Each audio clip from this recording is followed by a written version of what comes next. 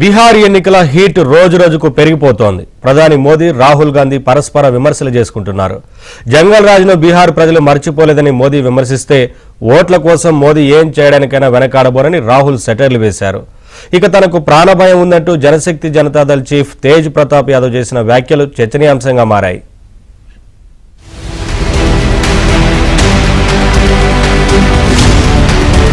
బీహార్లో ప్రధాని మోదీ, కాంగ్రెస్ అగ్రనేత రాహుల్ గాంధీ ఎన్నికల ప్రచారం నిర్వహించారు. ఒకరిపై ఒకరు విమర్శలు చేసుకున్నారు. ఆరా, నవాడాలో నిర్వహించిన అసెంబ్లీ ఎన్నికల ప్రచార సభల్లో ప్రతిపక్షాలపై ప్రధాని మోదీ విరుచుకుపడ్డారు.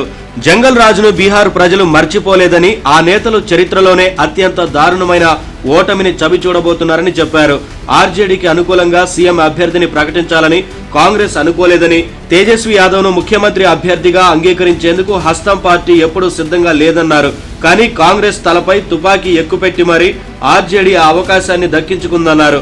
ఆపరేషన్ సింధూర్ షాక్ నుంచి పాకిస్తాన్, కాంగ్రెస్ లు ఇంకా కోలుకోలేకపోయాయని మోదీ చెప్పారు. विकसित बिहार ही विकसित भारत का आधार है। ने ये भी कहा है कि अब भारत आतंकियों को घर में घुसकर मारेगा। नामांकन वापस लेने से एक दिन पहले बिहार में बंद कमरे में गुंडागर्दी का खेल खेला गया था। आज भी कांग्रेस सिख नरसंहार के गुनहगारों को पूरे सम्मान के साथ अपनी पार्टी में नए नए होद्दे दे रही है।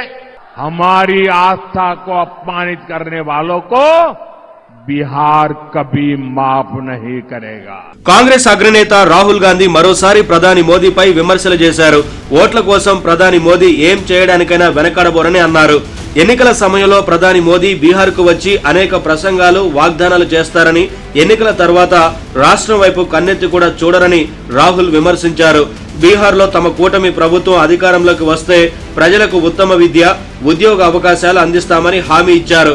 భారత్ పాక్ సైనిక ఘర్షణను ఆపానని ట్రంప్ పదే పదే చెబుతున్నప్పటికీ ఆయనను నిలదీసి ప్రశ్నించే ధైర్యం మోదీకి లేదని విమర్శించారు. हमारी सरकार थी, हमने फिर से यूपीए सरकार थी, हमने नालंदा यूनिवर्सिटी को फिर से चालू करने की कोशिश की. हमारी गठबंधन की सरकार आएगी, जीतेगी और हम आपको पूरी की पूरी तरीके से दम लगाकर बेहतरीन शिक्षा देने वाले हैं. हमने स्पेशल मैनिफेस्टो बनाया है. एक अति पिछड़ों के लिए हमने विजन दिया है. नरेंद्र मोदी ने नोटबंदी की और इससे क्या हुआ?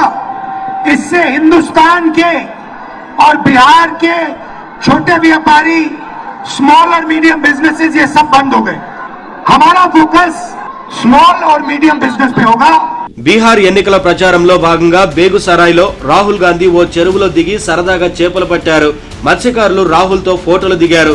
వారి సమస్యలను రాహుల్ గాంధీ అడిగి తెలుసుకున్నారు.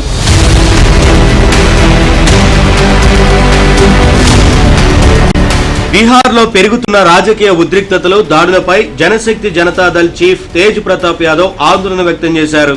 ప్రస్తుత పరిస్థితుల్లో తనకు ముప్పు పొంచి ఉందని, భద్రతను మరింత పెంచాలని కేంద్ర ప్రభుత్వాన్ని కోరారు.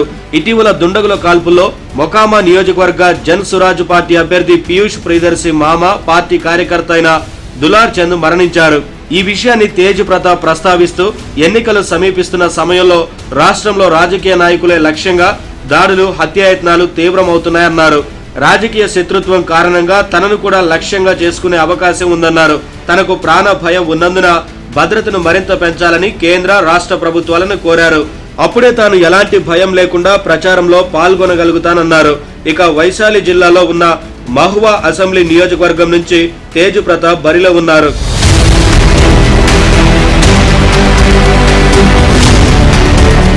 దులార్ చంద్ యాదవ్ హత్యలో కీలక పరిణామం జరిగింది.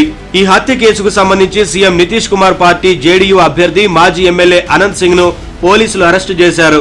అనంత్ సింగ్ పట్నా జిల్లాలోని మొకామా అసెంబ్లీ నియోజకవర్గం నుంచి జేడీయూ అభ్యర్థిగా బరిలో ఉన్నారు.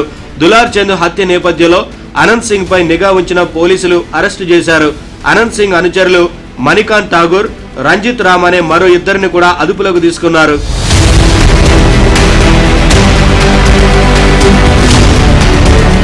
బీహార్ రాజధాని పాట్నాలో ప్రధాని మోదీ రోడ్ షో నిర్వహించారు. మోదీని చూసేందుకు జనం భారీగా తరలివచ్చారు. ఈ సందర్భంగా కొంతమంది మోదీకి మంగళహారతులు పట్టారు. ఇరువైపులా ఉన్న ప్రజలకు అభివాదం చేస్తూ మోదీ రోడ్ షో నిర్వహించారు. మోదీపై పూల వర్షం కురిపించారు.